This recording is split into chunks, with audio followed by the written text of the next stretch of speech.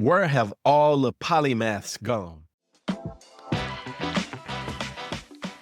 Hi, I'm Dr. Jarek Conrad. Welcome to Healthy and Black, where I share information about the state of health for Black America across 7 categories, from emotional health to physical health. I became plant-based over 15 years ago after losing so many of my family members to chronic health issues. Now I want to help you take control of your health.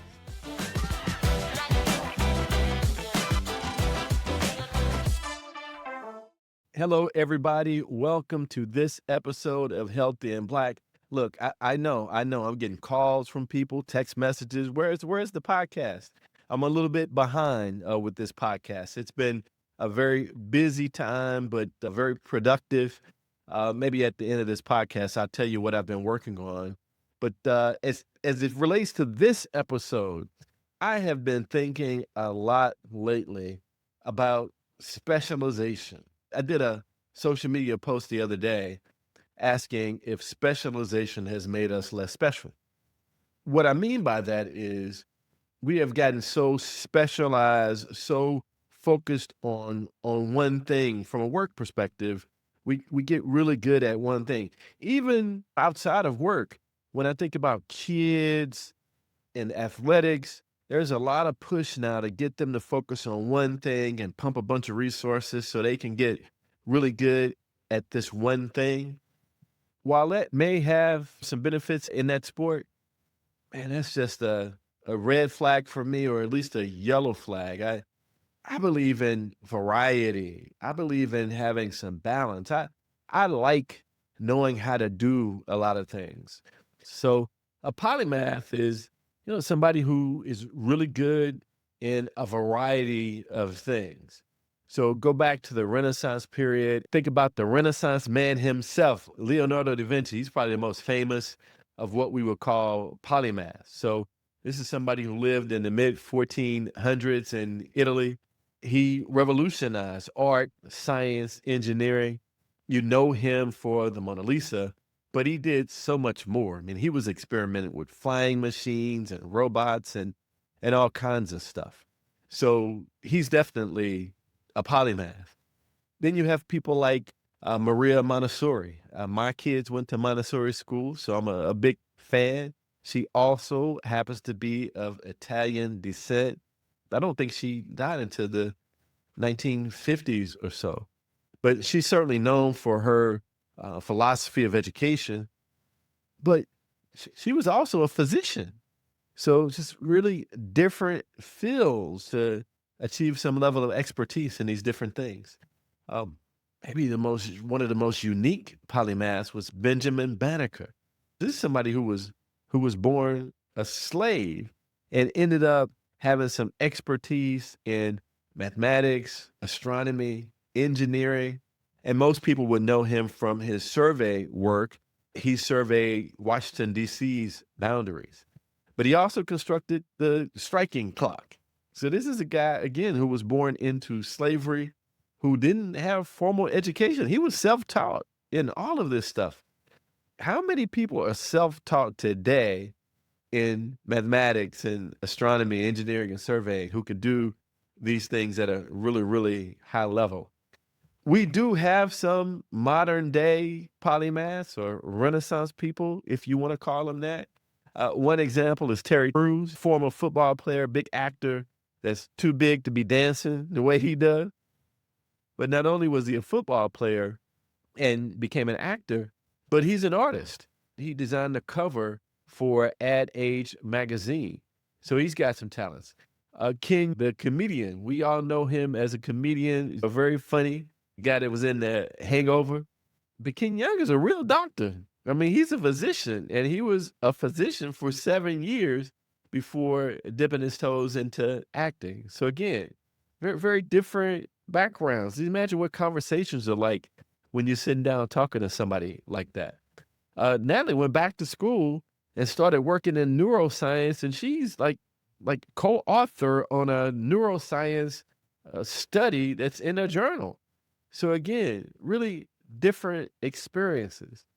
Now, I don't want to brag, But I've always had this idea of being more of a Renaissance person. So I've I'm proud that I have been able to do some things. I I've hit a golf ball 300 yards. I hit a baseball. I've dunked a basketball.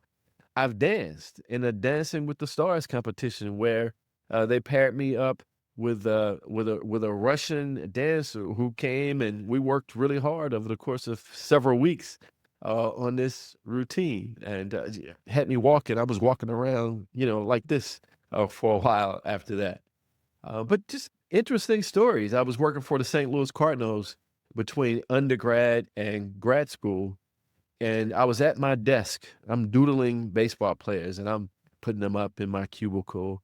And the president of the Cardinals was kind of walking through our cubicles one day, and he looked and he said, "Did you do this?"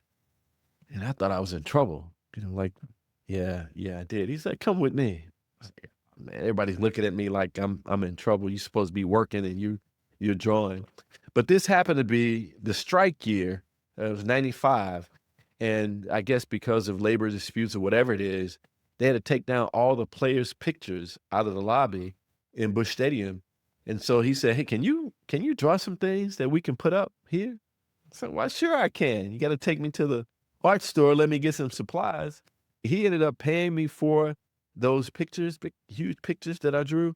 And I also got paid for my regular job that I was supposed to be doing. So I like that. I like being in a situation where somebody says, "Hey, can you do this?" And not only can I do it, but I can do it at a little bit of a competitive level. I can do it better than anybody who has the same level of experience that I have in it. That's, my confidence that sometimes gets on my wife's nerves.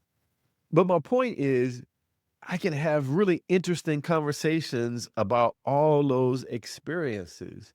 And it's healthy as well. When you have varied experiences and different hobbies, and you delve into those hobbies, you spend some time doing those things. Not only does that make you happy, you get a tremendous sense of pleasure and reward for doing those things, but it improves your overall mental health. Varied experiences and having a lot of hobbies also helps your performance at work and away from work. So your creativity, your problem solving skills are better when you've had these experiences. Your relationships with coworkers are better when you're somebody who has varied interests. You have more empathy. Research shows that you have more empathy when you're someone who you've tried, and it makes sense, right? I've tried a bunch of things, so I know what you're going through. And I can really respect when you're really good at that thing because I tried it and I'm not great at it. Thinking more about relationships, the question is, if I'm in a relationship, is it better for us to have different interests? Is it better for us to have similar interests? The answer is yes. It's better for both. On the one hand, you want to have some things that you like together. When you all are not at work, if you have a hobby that you can participate in that takes you away from the day to day, that you can share this unique shared experience that you have, it can bring you closer. On the other hand, it's great to have your me time as well. So having something that you're interested in that is just yours, that you can pour some time into, that you can get those health benefits that I talked about, is really, really important. The challenge is keeping the balance, right? Too much of the same stuff, then you kind of lose yourself in it. Too much of different stuff, then you're not making time for that other person. You decide, I'm going to take up golf. Well, that's about a 5-hour commitment when you have to drive to the place, play, come back. So how does that fit in with your relationships with your spouse or your relationships with your kids? I will tell you, I talked about hitting the ball 300 yards, but my golf game went down dramatically once I had kids, because I didn't want to give up Saturdays to play golf. Just when I was getting pretty good, my game took a little bit of a hit. But obviously, the trade off has been worth it for me. So my question to you is, what are you good at? What are you interested in? Do you have an opportunity to explore these different unique experiences? Do you invest in getting really good at something that is off the beaten path? Something that is surprising if people find out this thing about you? Have you taken time to put one foot in front of the other and actually spend some time on that thing? There's so many free resources on the web now. You could probably find a class somewhere at a community college, or you could probably find a workshop, or somebody has a LinkedIn or some other tutorial to teach you how to get involved with this thing. But it's so important. Where are all the polymaths? Where are all the Renaissance people?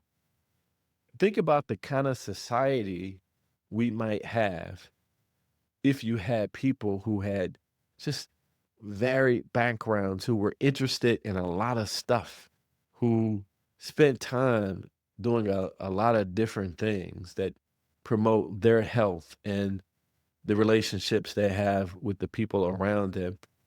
And think about the creativity and the innovation that might happen. Those people that I mentioned early on, a lot of those people invented things, and their inventions were informed by the fact that they had this interdisciplinary background, that they didn't just focus on one thing.